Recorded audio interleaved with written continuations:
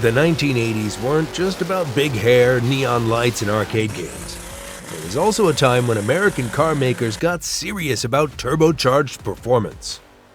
They started adding turbos to all kinds of models, chasing power, speed, and new technology. These weren't ordinary cars. They were fast, fun, and packed with character. But over time, many of them have been forgotten. In this video, we're looking back at 10 awesome American turbo cars from the 80s that you might not remember, but definitely should. Let's get started. In 1989, Pontiac celebrated the 20th anniversary of the Trans Am with a limited edition model that would become a legend, the Turbo Trans Am, TTA.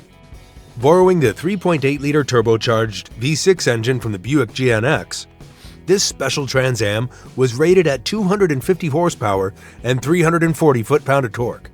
However, real-world performance tests suggested that these figures were conservative, with actual output closer to 300 horsepower. The performance was nothing short of spectacular. The TTA could accelerate from 0 to 60 miles per hour in just 4.6 seconds, and complete the quarter mile in 13.4 seconds at 101 miles per hour, making it the quickest American production car of its time. Its exceptional performance led to its selection as the official pace car for the 1989 Indianapolis 500. Only 1,555 units of the Turbo Trans Am were produced, all equipped with a 4-speed automatic transmission. The Chrysler Conquest TSi, a rebadged version of the Mitsubishi Starion. It was a standout among American turbocharged sports cars of the 1980s. Produced from 1984 to 1989, it featured a 2.6-liter turbocharged inline-4 engine, delivering 188 horsepower and 234 pound-foot of torque. This powertrain enabled the Conquest TSi to accelerate from 0 to 60 miles per hour in approximately 7.6 seconds, with a top speed of around 140 miles per hour. The TSi model, introduced in 1986, came with a wide-body design, rear-wheel drive, and a 5-speed manual transmission. It also boasted 4-wheel disc brakes, with rear ABS added in later models. The car's curb weight was approximately 3,031 pounds. In 1989, the final production year, only 1,961 units of the Conquest TSi were made, making it a rare find today. The manufacturer's suggested retail price, MSRP, for the 1989 model was $18,974. The Conquest TSi's blend of performance, style, and rarity has cemented its status as a classic among enthusiasts. In 1989, Pontiac collaborated with American Sunroof Corporation, ASC, and McLaren to produce a limited edition Grand Prix Turbo.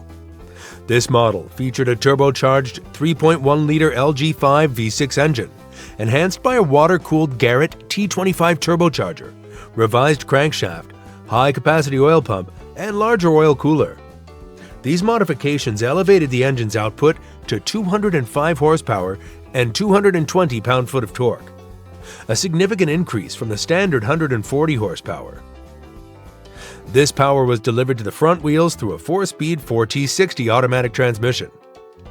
Performance-wise, the Grand Prix Turbo accelerated from 0 to 60 miles per hour in approximately 7.9 seconds, and completed the quarter mile in 15.7 seconds. Beyond its performance, the Grand Prix Turbo boasted distinctive features, including a performance-tuned suspension, 4-wheel anti-lock disc brakes, and 16-inch gold cross lace wheels. The interior is equipped with a heads-up display, digital dashboard, and power-adjustable bucket seats, reflecting advanced technology for its time. Priced at $25,560 in 1990, the Grand Prix Turbo was a premium offering. Production was limited, with estimates ranging between 2,500 and 3,500 units over its 2-year run, making it a rare and notable model in Pontiac's history. In 1986, Carroll Shelby transformed the humble Dodge Omni into a performance powerhouse. The GLH-S stands for Goes Like Hell S'more. Limited to just 500 units, each was upgraded at Shelby's Whittier, California facility. The GLH-S featured a 2.2-liter turbo 2 inline-4 engine, producing 175 horsepower and 175 pound-foot of torque, paired with a 5-speed manual transmission. Performance metrics included 0 to 60 miles per hour in 6.5 seconds and a quarter-mile time of 14.8 seconds, and a top speed of 135 miles per hour. Enhancements over the standard GLH included a larger turbocharger, intercooler, high-flow intake manifold, and a revised fuel system. Suspension upgrades featured Koni adjustable shocks and wider tires, improving handling and grip. Priced at $10,995 in 1986, the GLH-S offered performance that rivaled many V8-powered contemporaries, making it a standout in the era's hot hatch segment. In 1989, Carroll Shelby dropped his final Shelby-branded Dodge, the CSX-VNT. Based on the Dodge Shadow, this limited-run hot hatch, just 500 units, featured cutting-edge tech that was way ahead of its time. The highlight? A Turbo 4 engine with a variable nozzle turbocharger, co-developed by Chrysler and Garrett. This was the first use of a VNT in a production car, allowing the turbo to adapt its boost based on RPM for smoother and more responsive acceleration. Under the hood, the 2.2-liter inline-4 engine cranked out 175 horsepower and 205 pound-foot of torque, paired with a 5-speed manual transmission. That combo launched the CSX-VNT from 0 to 60 miles per hour in around 6.8 seconds, quick enough to challenge the V8s of the era. The CSX-VNT also came with lightweight composite fiber ride wheels, adjustable suspension, and Shelby badging inside and out. MSRP in 1989 was $15,995, and each car came with a certificate signed by Shelby himself.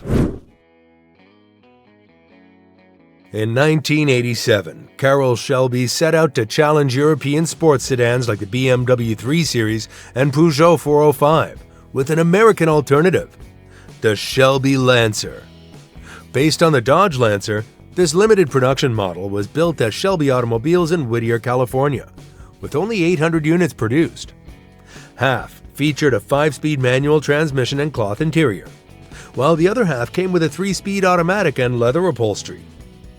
Under the hood, the Shelby Lancer housed a 2.2-liter Turbo 2 inline-4 engine, delivering 175 horsepower and 175 pound-foot of torque. This setup enabled a 0 to 60 mile per hour time of approximately 7.2 seconds and a quarter-mile time of 15.7 seconds. Shelby enhanced the Lancer with Monroe Formula GP struts, larger sway bars, and Goodyear Gatorback tires on 15-inch Shelby wheels. Braking was improved with ventilated front discs and solid rear discs.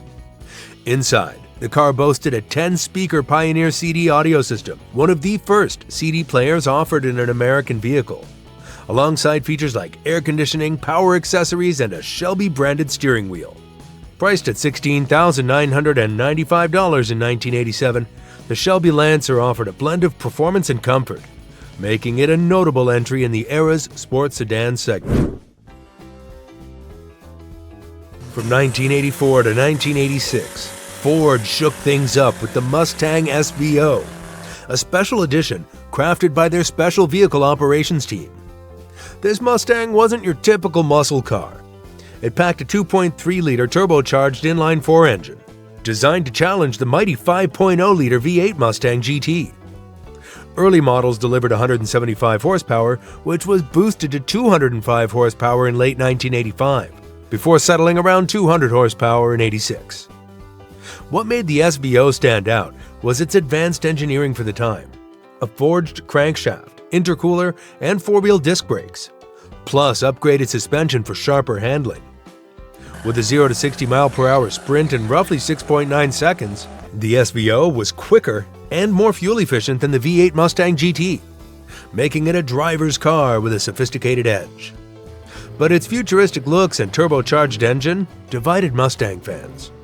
Many preferred the classic V8 roar over this high-tech alternative.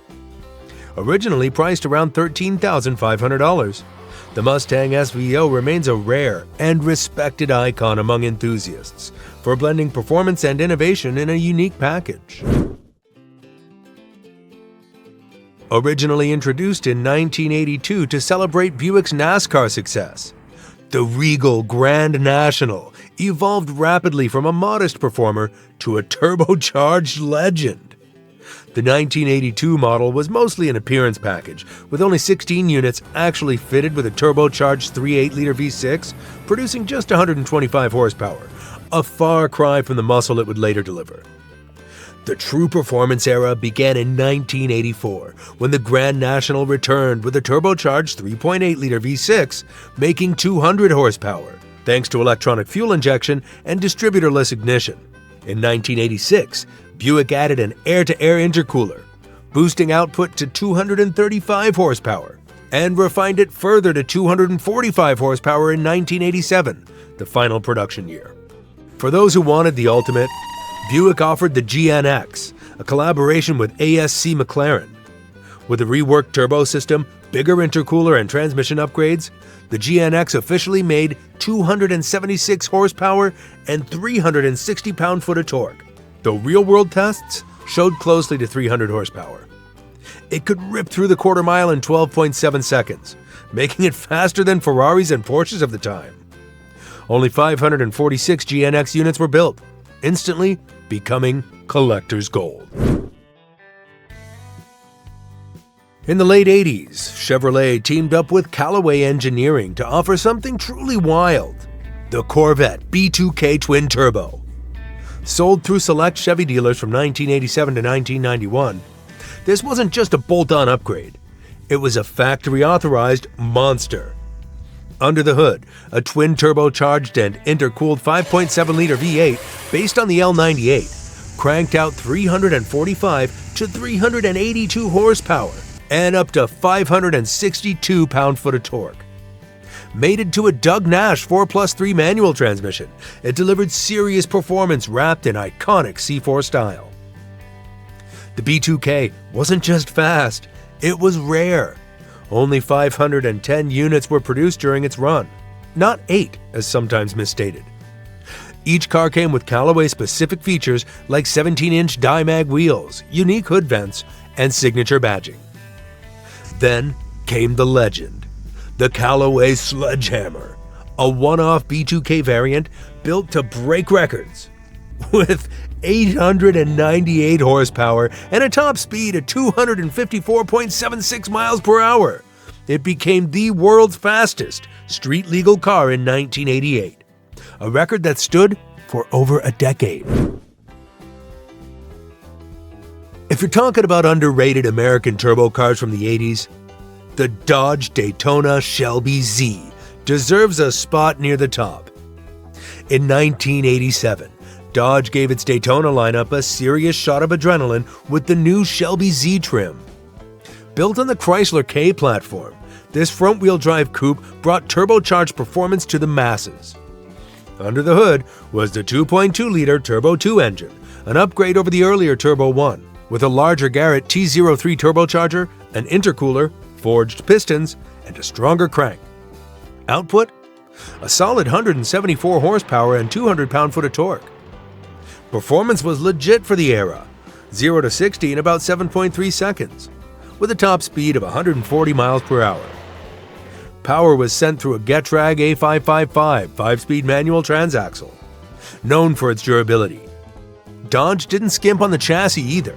The Shelby Z came with 4-wheel disc brakes, a short suspension, and sticky Goodyear Eagle Gatorback tires. Visually, it stood out with aggressive ground effects, unique Shelby badging, and available two-tone paint. Production ran through 1989, while it was later succeeded by the more powerful Daytona IROC RT. The Shelby Z remains a true 80s turbo icon, fast, affordable, and full of character. And that wraps up our turbocharged journey through some of the coolest and most underrated American performance cars of the 80s. From the sleeper Omni GLH-S to the record-shattering Callaway Corvette, each one brought something wild and unforgettable to the road. So now it's your turn. Which one of these boosted machines would you want in your garage? Drop your pick in the comments below. We'd love to hear your thoughts. And hey, if you enjoyed this blast from the past, Don't forget to hit that subscribe button and turn on notifications so you don't miss our next deep dive into classic American performance. Thanks for watching, and we'll see you in the next episode.